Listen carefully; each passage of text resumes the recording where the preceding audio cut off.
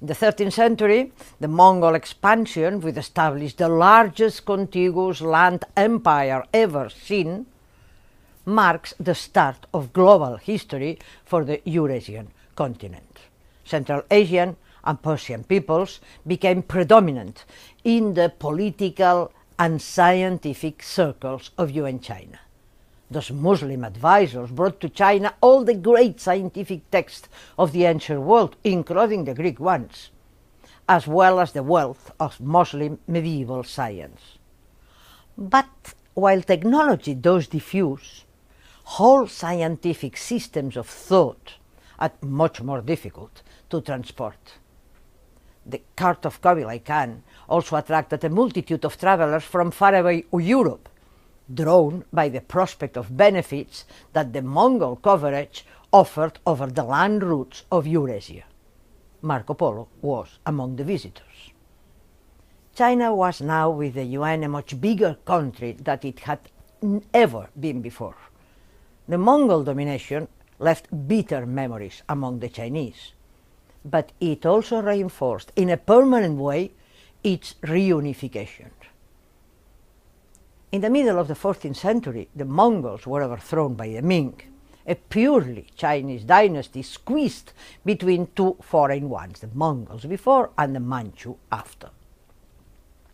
The Ming execrated the Mongols and spent a century fighting the remnants of the Mongol tribes, but they also inherited the autocratic ways of the Mongols. The Ming were now players on the world stage. At the beginning of the 15th century, the Ming launched enormous naval expeditions that reached Southeast Asia, India, and the Arabian Peninsula, and the east coast of Africa. But this naval expansion came to an abrupt end in 1433, when the Ming put a ban on maritime trade, while Japanese and Chinese pirates flocked the Chinese coasts. It is in this context of extreme suspicion about foreigners that the Portuguese arrived in China. But the Chinese ban on maritime trade didn't really stop Chinese goods or Chinese migrants from going abroad. Chinese porcelain flowed to the new economic centers of the moment, to the Turkish Ottoman Empire, to some of the rich Italian city-states. In Europe, the knowledge of Chinese objects preceded the knowledge of China itself. By the 15th and 16th century, Chinese migrants began to settle in Southeast Asia in significant numbers. It was through the Chinese colonies in Manila that Chinese goods began to flow across the Pacific Ocean and that Mexican and Peruvian silver found its way to China. The galleons also brought American plants like potatoes, peanuts, corn, that greatly increased the productivity of Chinese agriculture. The population growth of the late Ming is in great part due to these new products. By the beginning of the 17th century, China was the most prosperous nation on earth and had become the central focus of interest in European intellectual circles. The age of discovery brought not only the discovery of America, but also the discovery of China. But at mid-17th century, the Ming entered a long period of decay, fueled by the violent struggles between eunuchs and scholars officials and by the diminishing arrival of Spanish silver.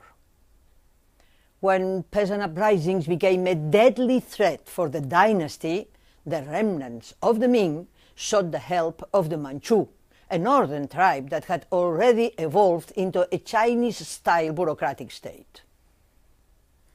In 1644, the Ming were overthrown by the Manchu, who founded the Qing dynasty that would last down to 1911, closing the cycle of Chinese imperial dynasties.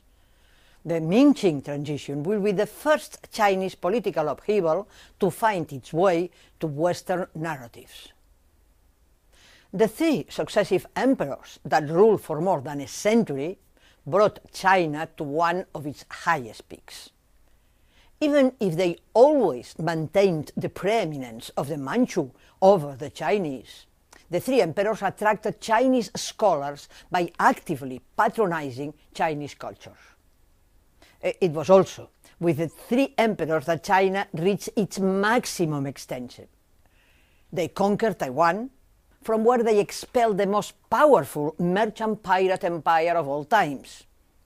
They also conquered Mongolia, Tibet, and Xinjiang, which put them in direct contact with an also expanding Russian empire. At the end of the 18th century, the Qing turned to an increasing despotism and a growing reticence towards political and economic changes. The great rebellions that were to undermine the Qing dynasty started just at the turn of the 19th century. At that moment, it also became increasingly evident that China's foreign affairs and foreign trade were at odds with 19th century's trend towards globalization. China became increasingly the prey of a voracious colonialism that was already taking hold of both India and Southeast Asia. In a few decades, the devastating Opium Wars brought with them a thorough reversal of the Western perception of China. From being a model to admire, China became a failure to disdain. 3 centuries of Sinophilia gave way to a prevailing Sinophobia.